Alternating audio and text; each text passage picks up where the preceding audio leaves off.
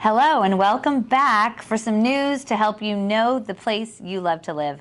I'm Mayor Suann Hohimer of the City of Normandy Park, and this is Amy Arrington. Introduce yourself. Hi, Amy, City Manager of Normandy Park. We need her here to make sure that I'm telling you all the news that you need to know based on, I'm going to give you like a short snippet of our most recent City Council meeting. So the information I'm about to give you is from Tuesday night, June 13th, a regularly scheduled City Council meeting for the City of Normandy Park. And here's how it went down. We began our evening with a presentation by Raymond Street, who is currently the president of our Arts Commission. And Raymond did an excellent job of presenting to us all of the things that the Arts Commissioners have been very hard at work putting together for the current 2023-24 year.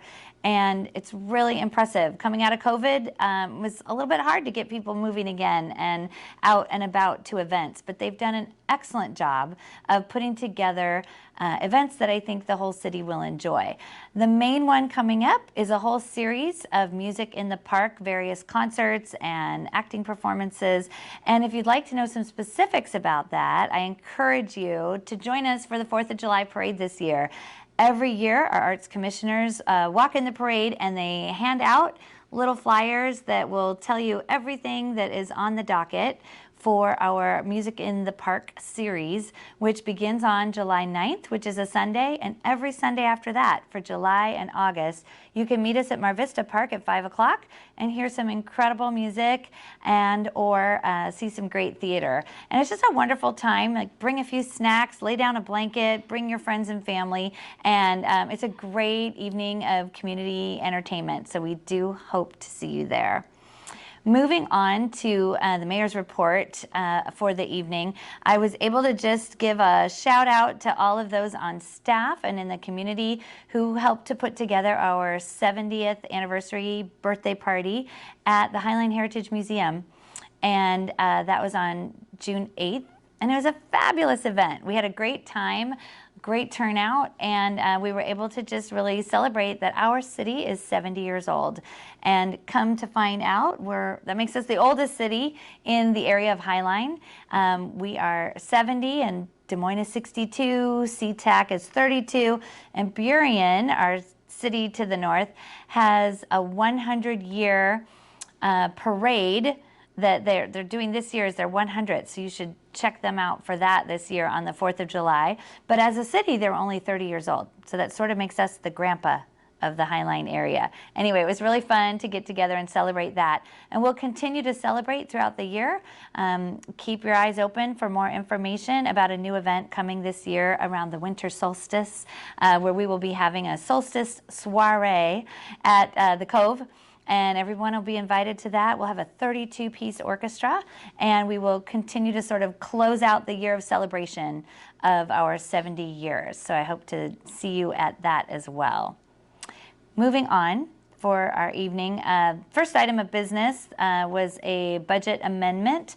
Really routine item, but the kind of fun part about adjusting the budget for that one is that we have been able to purchase some brand new property. The Strayer property is what it's known as, and we will be turning that into a park. But we got some wonderful grant funding in order to be able to do that, and so we're just amending the budget to reflect the money in and the money out in that purchase. And so we're just doing our is it end of year, Amy, budget on that, or? Just about a quarterly, so probably others will come throughout the year.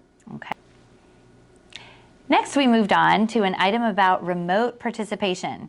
You, our residents, are allowed to participate remotely or right here in chambers anytime you want. But those of us on council feel it's important for us to establish an ordinance about the expectations regarding whether council members should be in person or whether they should be remote or how often to do so. Before COVID, our ordinance only involved teleconferencing via telephone, and we would plunk a telephone down on our conference table and allow a council member to participate in one item on an agenda if they were not able to be here in person.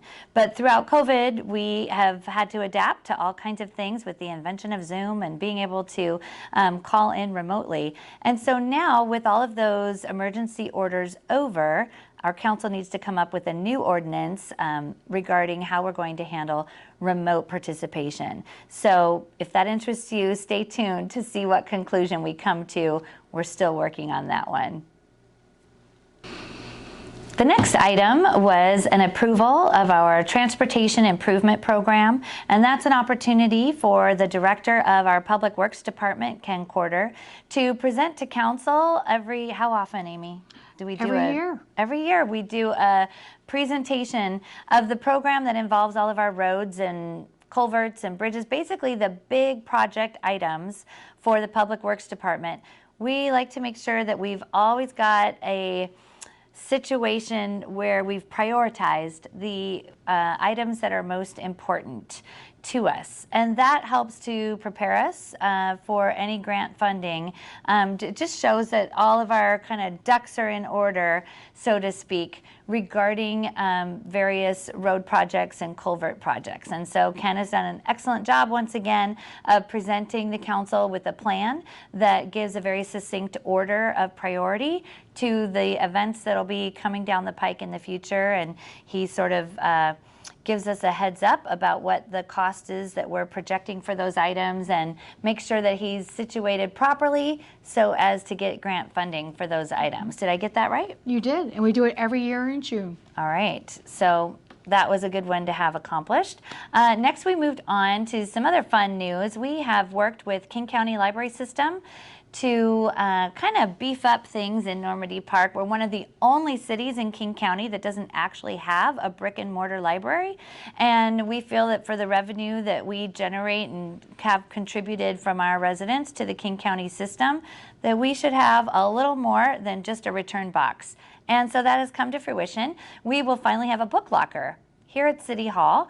And if you call up and want to order a book on the phone or online, that book will be delivered to a locker just right outside the doors here at City Hall. You'll be able to get in there and get your book. And when it's time to return it, the drop box will be right there. You can return your book, and it'll also have a hotspot of Wi-Fi so that you can make use of that as well. So we're thankful to King County Library System for that, and we're looking forward to being able to offer that to you. Next, we moved on to kind of a slate of approvals. We have added 2 people to our Planning Commission. We have Tom Munslow, and we also have resident Teresa Matthews, who lives in kind of our furthest north region of the city. It'll be great to have that region represented as well on our Planning Commission. So we're looking forward to adding both of them. And then to our Parks Commission, we have reauthorized Commissioner Jenny Love to participate in our Parks Commission, which she's already done at such great results for many years, and we're really happy to reauthorize that. So unanimously, those folks were added to our commissions, and we're just thankful for everyone who serves on our commissions in this city. And then to close out our evening, which was just about 3 hours long, we had 2 final items. Been There Consulting, that's B-I-N.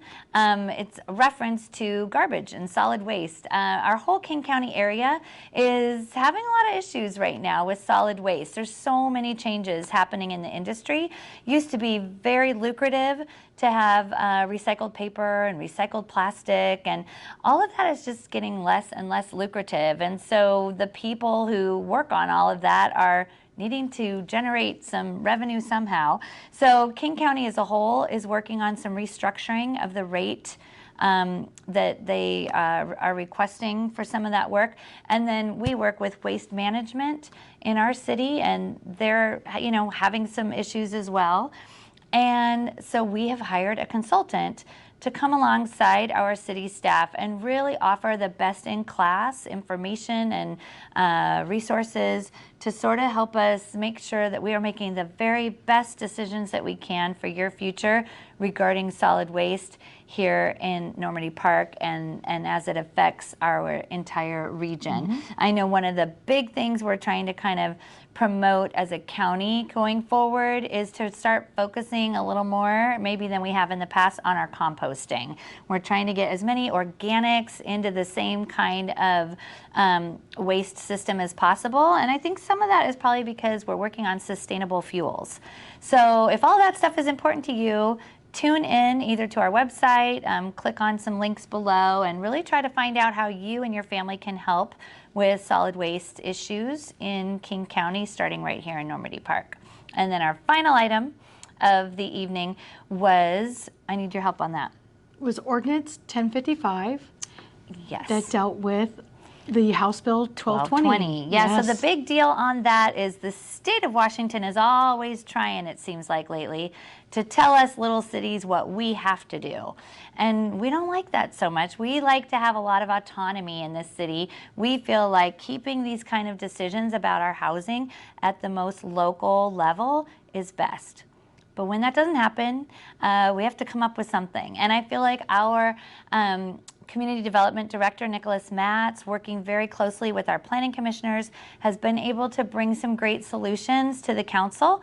And last Tuesday night, we were able to come to, I think, some good consensus moving forward, where if we're being required by the state to have to allow for some emergency housing, how would Normandy Park best like to accomplish that? And we put together some really great parameters around what would have to happen in order for that to be acceptable here in Normandy Park, and it's still acceptable to the state. And so I think we're all pretty pleased with the outcome. If in a less than ideal situation, I think we've done the best that we could with that. So again, click on any references below to read more about these details, but hopefully that gives you a little snippet of what we're working on at the City Council level. We'd love to hear from you. Feel free to make a comment below or seek out any of us via email, etc.